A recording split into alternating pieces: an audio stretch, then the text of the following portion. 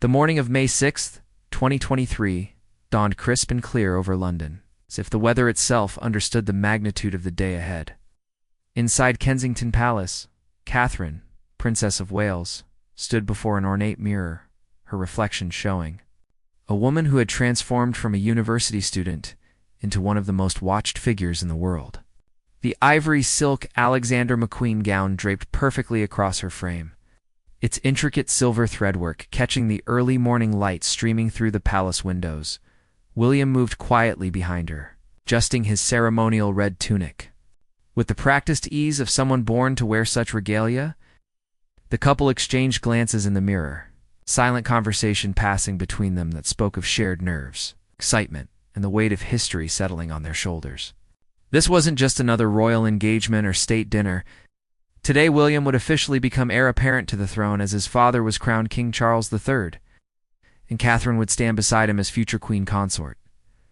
The planning for their coordinated appearance had begun months earlier, with Catherine working closely with her trusted stylist and the palace's protocol team. Every detail had been considered, from the specific shade of her headpiece to the symbolic jewelry she would wear.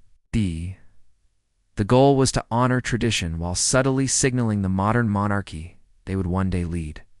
Catherine's choice to wear a headpiece rather than a tiara sent a clear message about accessibility and relatability, while still maintaining the dignity the occasion demanded in the palace's private quarters.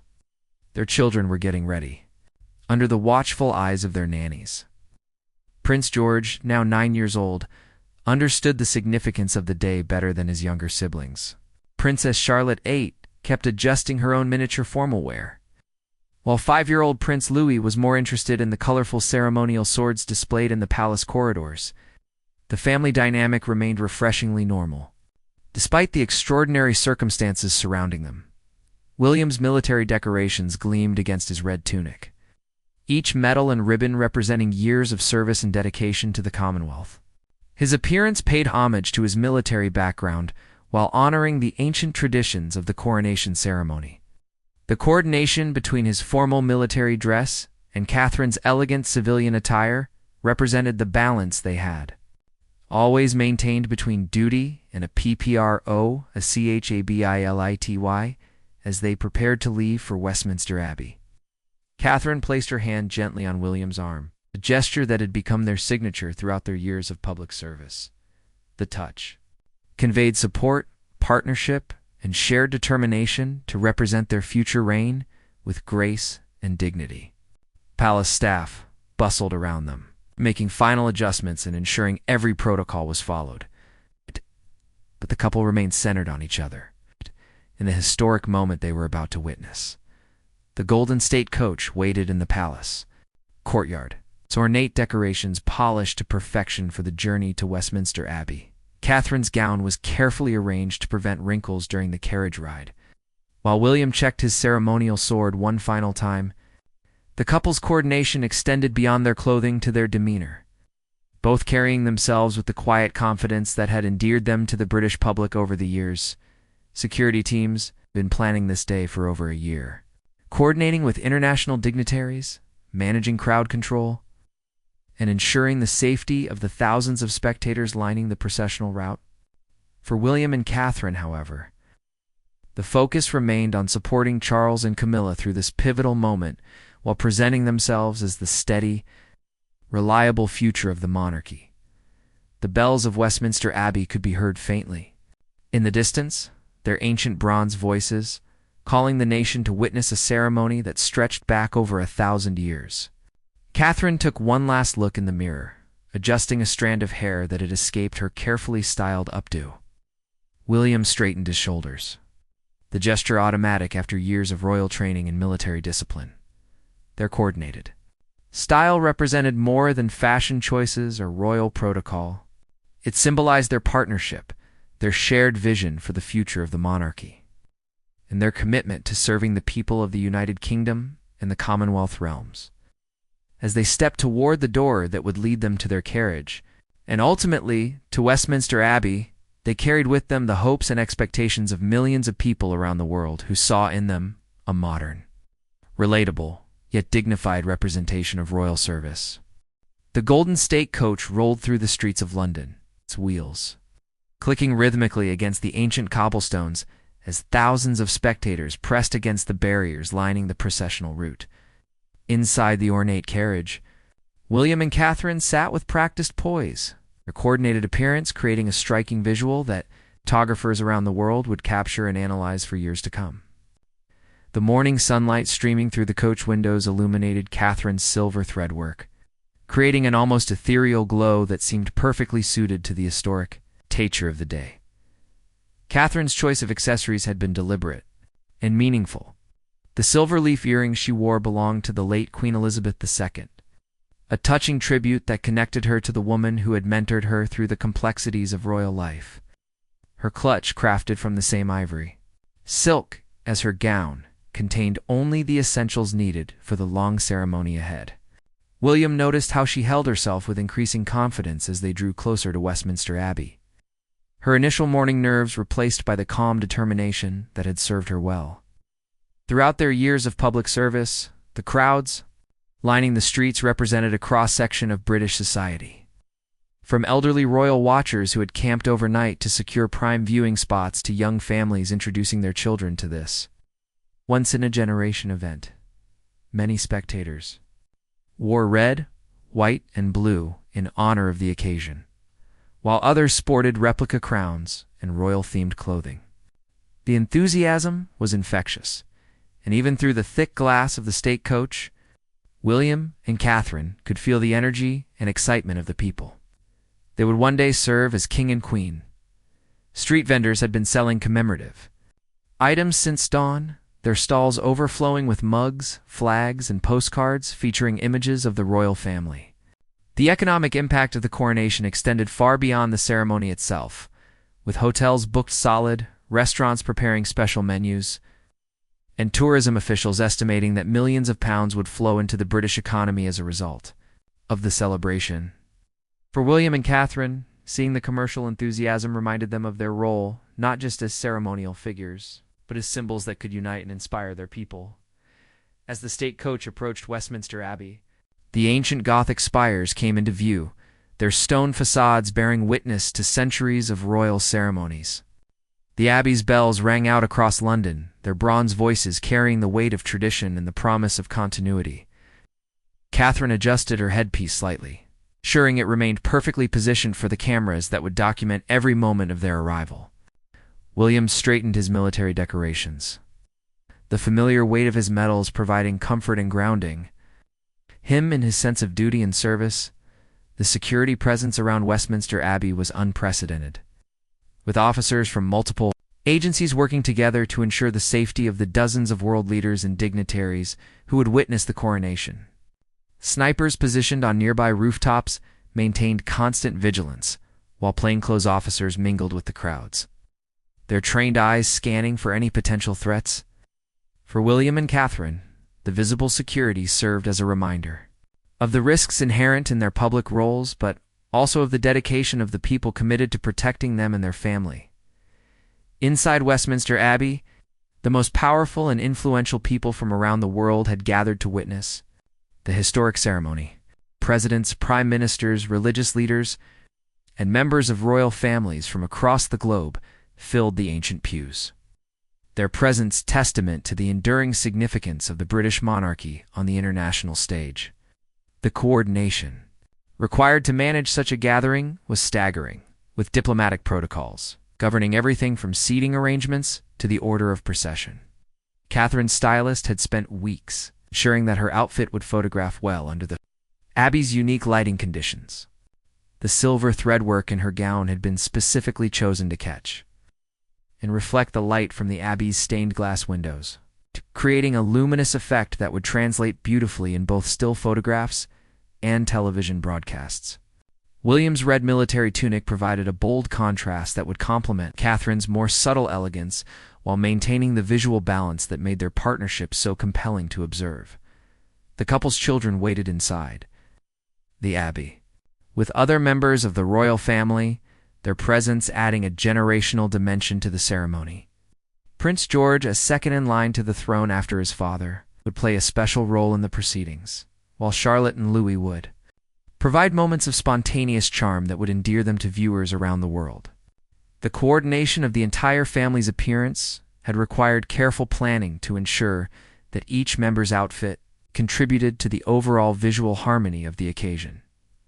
As the state coach drew to a final stop outside Westminster Abbey, William and Catherine could hear the roar of the crowd growing louder, thousands of voices joining together in celebration of this historic moment. They exchanged one final glance before the carriage doors would be opened, a look that conveyed their shared commitment to the responsibilities ahead and their gratitude for the journey that had brought them to this pivotal point in their lives and in the history of the British monarchy. The massive wooden doors of Westminster Abbey swung open with ceremonial precision, revealing the magnificent interior that had witnessed the coronations of monarchs for nearly 1,000 years. William stepped out of the state coach first, his red military tunic a brilliant splash of color against the ancient stone facade of the abbey. He turned immediately to assist Catherine, extending his hand in the gallant gesture that had become their trademark throughout years of public appearances. As she emerged from the carriage, her ivory silk gown caught the morning breeze, the fabric flowing gracefully as she placed her hand in his. With the confidence of a woman who had grown into her role as future queen, the crowd's roar was deafening. As the couple appeared together, their coordinated elegance creating a picture-perfect moment that photographers frantically captured from every possible angle. Catherine's silver-leaf headpiece caught the light, creating a subtle halo effect that seemed almost divinely inspired for the sacred ceremony ahead. The symbolism was not lost on royal watchers who had followed the couple's journey from university, sweethearts to the future King and Queen of England. Their partnership had always been built on mutual support and shared values, qualities that were clearly visible in how they moved together toward the Abbey's entrance. Inside Westminster Abbey, 2,000 guests rose to their feet as the royal family began their procession down the ancient nave. The Abbey's soaring Gothic arches seemed to amplify every footstep, every whisper, every rustle of ceremonial robes. Catherine walked with measured steps, her training in royal protocol evident. In every graceful movement, years of public appearances had taught her how to navigate the complex choreography of state occasions while maintaining the warmth and accessibility that had made her beloved by the British public. The guest list represented the most exclusive gathering in the world, with heads of state, Nobel Prize winners, religious leaders, and cultural icons filling the historic pews. President Biden sat alongside European royalty, while Commonwealth prime ministers shared space with Olympic champions and renowned artists. For Catherine, seeing such an assembly reminded her of the global reach and influence of the institution she would one day help lead. The responsibility was immense, but so was the opportunity. To make a positive impact on millions of lives around the world, William's military decorations told the story of his service to crown and country. Each ribbon and medal representing deployments, training exercises, and ceremonial duties that had prepared him for this moment. His coordination with Catherine extended beyond their clothing to their shared understanding of duty and service.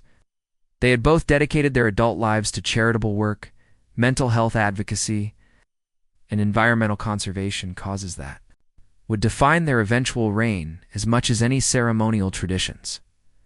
The Abbey's choir began the ancient coronation hymns, their voices rising toward the vaulted ceiling in harmonies that had echoed through these sacred walls for centuries. The music seemed to transport everyone present back through time, connecting this modern ceremony to the unbroken chain of British monarchs who had been crowned in this very space. Catherine felt the weight of history settling around her, like a royal robe, understanding that she was now part of a story that stretched back through the Norman conquest, the Tudor dynasty, and the Victorian era. Young Prince George walked with remarkable composure for a 9-year-old, his understanding of the day's significance evident in his serious expression and careful attention to protocol. Princess Charlotte charmed observers with her perfect curtsy, while Prince Louis provided moments of spontaneous joy that reminded everyone that behind the ceremony and tradition was a loving family navigating extraordinary circumstances with grace and humor. The children's presence added a hopeful, forward-looking dimension to the ancient rituals unfolding around them, Television cameras captured every nuance of William and Catherine's coordinated appearance, from the way her headpiece complemented the colors in his military uniform to how they moved in perfect synchronization. Despite the complexity of the ceremonial proceedings, their body language spoke of a partnership built on deep trust and mutual respect, qualities that would serve them well in the decades of public service that lay ahead. Fashion experts would later analyze every detail of their outfits, but in the moment, their appearance served its intended purpose of conveying dignity, continuity, and hope for the future. The Archbishop of Canterbury's voice resonated through the abbey as he began the coronation service, words that had been spoken in various forms for over a millennium. For Catherine, hearing these ancient vows reminded her of her own wedding vows spoken in this same sacred space 12 years earlier. The promises she and William had made to each other then seemed to echo in the ceremonial language surrounding them now, connecting their personal commitment to their public duty in ways that felt both profound and deeply personal, as the ceremony progressed toward its climactic moments. William and Catherine maintained their composed elegance while internally processing the magnitude of what they were witnessing. Charles and Camilla were being transformed from prince and duchess into king and queen, but the ripple effects of that transformation would reshape William and Catherine's own roles and responsibilities in ways both subtle and dramatic. Their coordinated presence at this historic moment represented not just their support for the new monarchs, but their readiness to assume the mantles that would one day pass to them. The moment of coronation arrived with breathtaking solemnity as the Archbishop of Canterbury lifted St. Edward's crown high above Charles's head. The ancient golden crown, encrusted with precious stones that had witnessed the rise and fall of empires, caught the light streaming through Westminster Abbey's stained-glass windows. William and Catherine watched with profound reverence as the crown was slowly lowered onto the new king's head, officially marking the transition from one era to another. Catherine felt tears prick at her eyes, moved by the weight of tradition and the personal significance of watching her father-in-law assume the throne. The abbey erupted in the traditional cry of "God Save the King," as 2,000 voices joined together in a moment of unified celebration.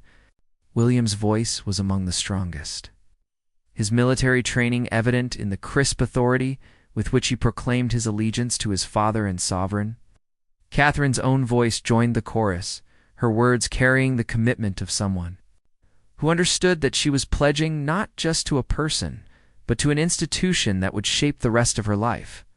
Their children's voices could be heard, adding their own sweet notes to the ancient acclamation. Camilla's coronation as queen consort followed immediately, the Queen Mary's crown placed gently on her head by the Archbishop. The crown had been modified for the occasion, its arches removed to create a more feminine and approachable silhouette that reflected at Camilla's own journey from controversial figure to beloved royal.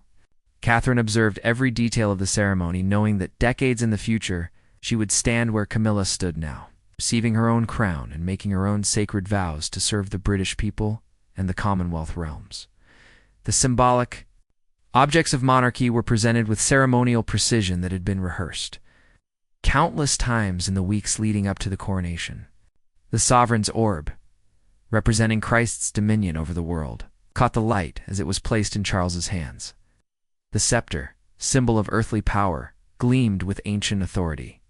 William understood the weight these objects would one day carry in his own hands, their physical heft, nothing compared to the responsibilities they represented.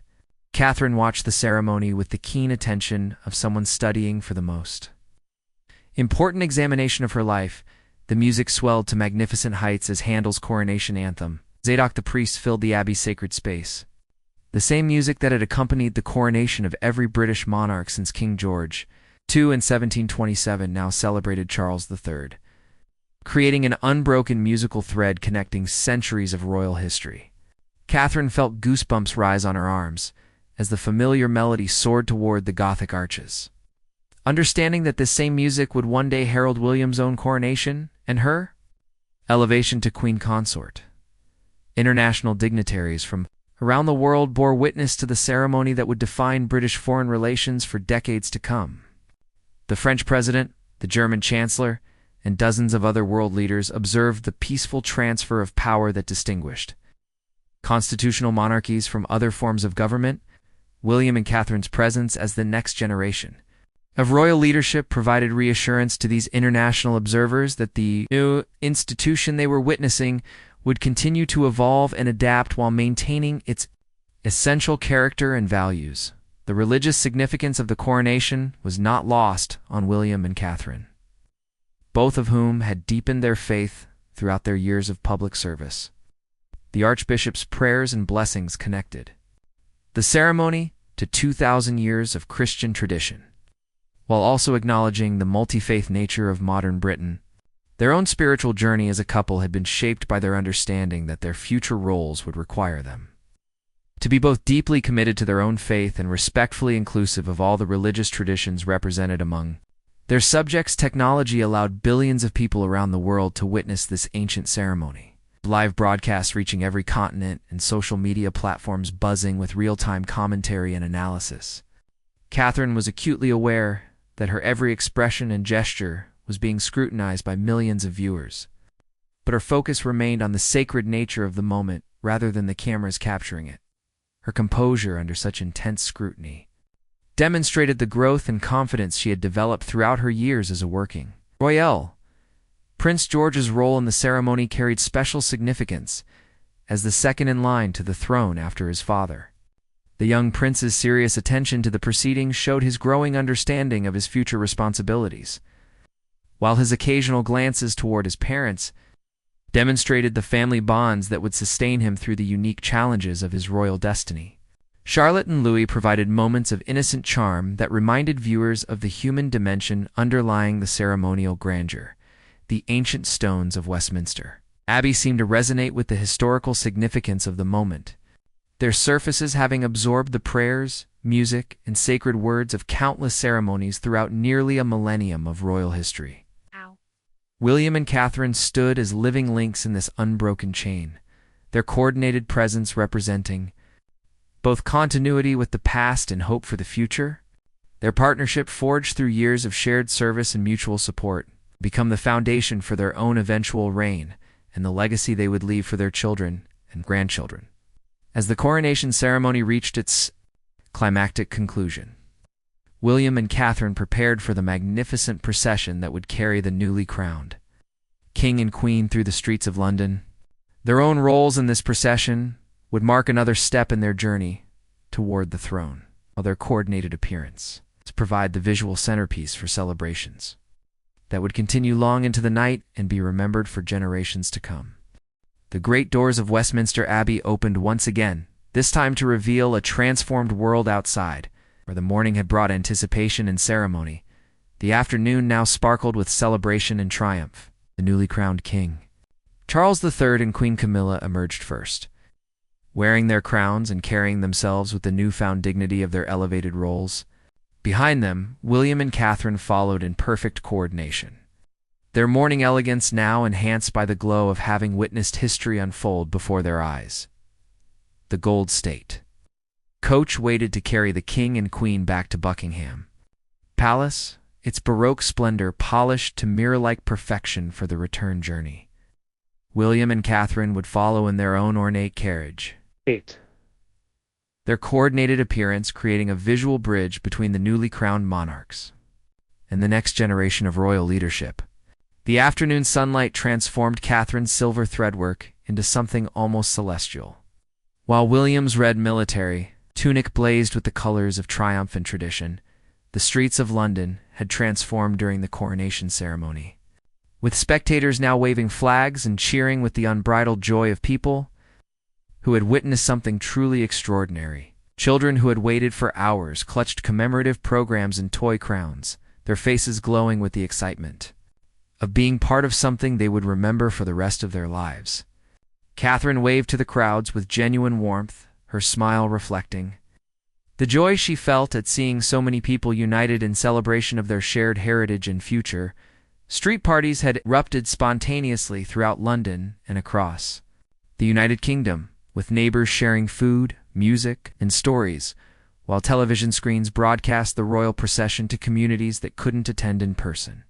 The coordinated red, white, and blue decorations that adorned every street corner seemed to echo William and Catherine's own thoughtful color choices, creating a visual harmony between the official ceremony and the grassroots celebration it had. Inspired among ordinary British citizens, the royal children rode in their own carriage, their earlier solemnity now replaced by the natural excitement of youngsters who had successfully navigated a very grown-up day. Prince George waved to the crowds with increasing confidence, while Princess Charlotte's animated conversations with her younger brother provided moments of spontaneous charm that delighted observers. Prince Louis, no longer constrained by ceremonial protocol, pressed his face to the carriage window to get a better view of the celebrating crowds. His innocent enthusiasm capturing hearts around the world. International media representatives lined the processional route, with their cameras capturing every detail of the royal family's return journey to Buckingham Palace. Fashion commentators would spend days analyzing Catherine's outfit choices, but in the moment her appearance served its deeper purpose of conveying stability, grace, and optimism about the future of the monarchy. Her coordination with William represented more than aesthetic harmony. It symbolized the partnership that would define their eventual reign and the values they would bring to their future roles as king and queen. The economic impact of the coronation celebration rippled through London's hospitality industry, with restaurants reporting record bookings and hotels filled to capacity with visitors from around the world. Souvenir shops struggled to keep up with demand for commemorative items, while tourist guides led excited groups through the historic streets that had just witnessed the crowning of a new monarch. William and Catherine's prominent role in the celebration would be remembered as a defining moment in their preparation for eventual succession. Music filled the air as military bands played triumphant marches and traditional British songs, their brass instruments gleaming in the afternoon sunshine. The coordinated musical program had been planned to complement the visual spectacle of the royal procession, creating a multi-sensory experience that would remain vivid in the memories of everyone who witnessed it.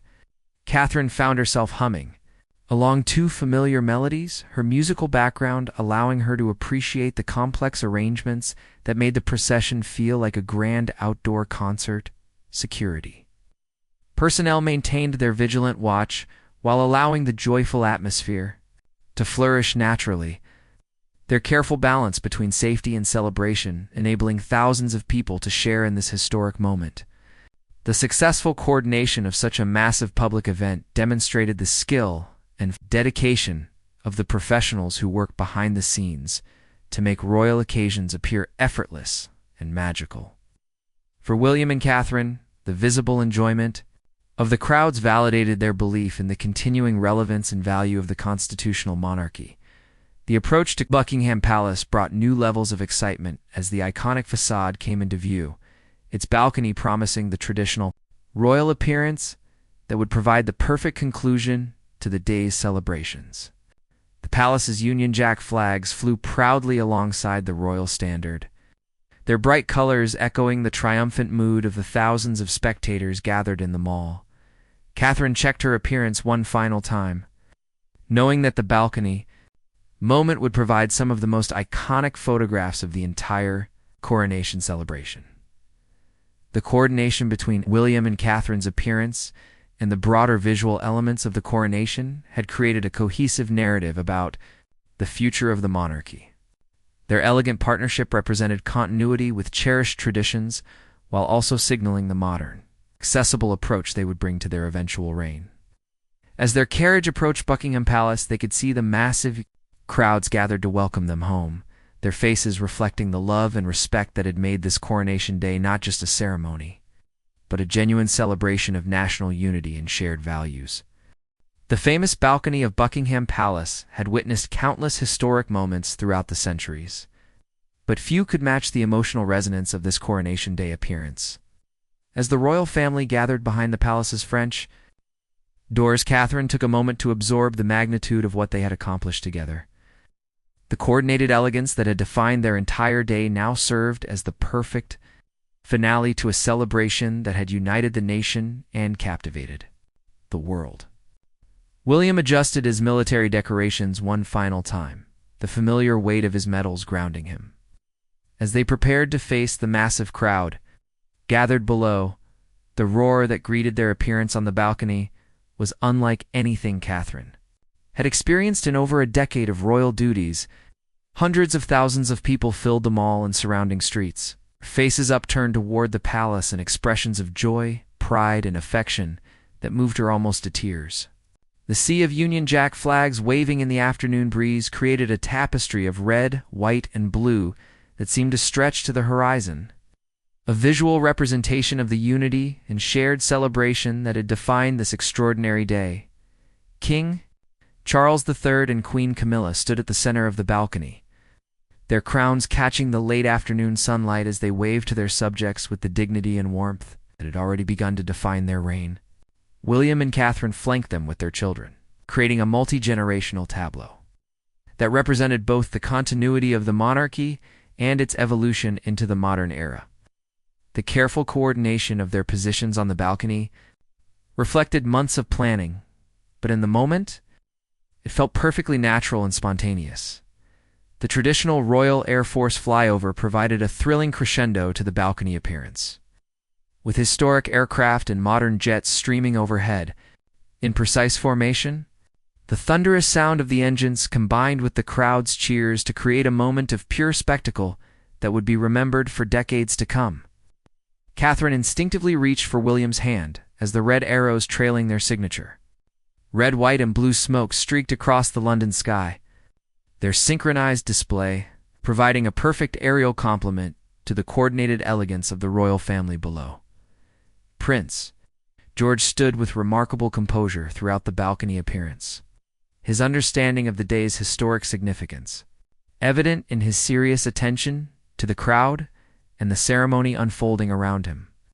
Princess Charlotte waved enthusiastically to the spectators below, her natural charm and confidence already showing signs of the royal grace she would need in her future role. Prince Louis provided moments of spontaneous delight, his innocent reactions to the flyover and the massive crowd below, reminding everyone that behind the ceremony and tradition was a family celebrating together. The coordination between William and Catherine's appearance had created a visual story that fashion historians would analyze for years to come. But its deeper significance lay in what it represented about their partnership and their vision for the future monarchy. Their complementary elegance demonstrated the balance they had achieved between honoring ancient traditions and embracing modern sensibilities, a balance that would define their approach to royal duties throughout their lives. The silver and red color palette they had chosen seemed to capture both the solemnity of their responsibilities and the joy they took in serving their people. International media coverage of the balcony appearance reached every corner of the globe, with photographers capturing images that would grace magazine covers and newspaper front pages for weeks to come. The visual impact of the royal family's coordinated appearance provided a powerful symbol of British stability and continuity at a time when many nations struggled with political uncertainty and social division. William and Catherine's prominent role in these iconic photographs marked their emergence as the true standard-bearers for the next generation of constitutional monarchy. The evening celebrations that followed would continue long into the night, with concerts, fireworks, and street parties maintaining the festive atmosphere throughout London and across the United Kingdom. For William and Catherine, however, the most meaningful moments came in the private family gathering that followed their public appearances, where they could reflect on the day's events with their children and share their thoughts about the RDIs and opportunities that lay ahead. The coordination that had defined their public appearance extended to their private roles as parents, ensuring that their children understood both the privilege and the duty that came with their royal birthright. The legacy of this coronation day would extend far beyond the immediate celebration, establishing the visual and symbolic framework for William and Catherine's own eventual coronation.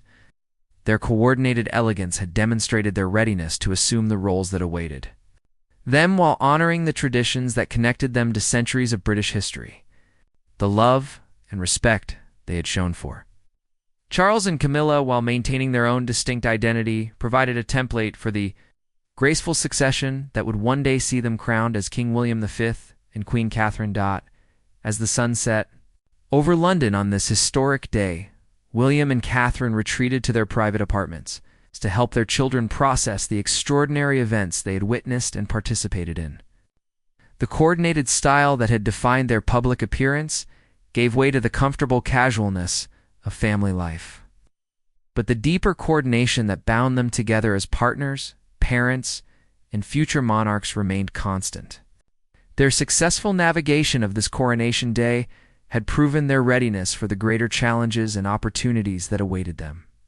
While their evident love for each other and their family provided the emotional foundation that would sustain them through whatever lay ahead. The photographs and memories from this Coronation Day would become treasured artifacts of British history, but for William, Catherine, and their children, the most important legacy was the strengthened family bonds and shared sense of purpose that would guide them through the decades of service that lay ahead. Their coordinated moment of love, class, and history had become a defining chapter in their own story, one that would inspire future generations of royals and ordinary citizens alike to embrace both tradition and progress in their own lives in service to others.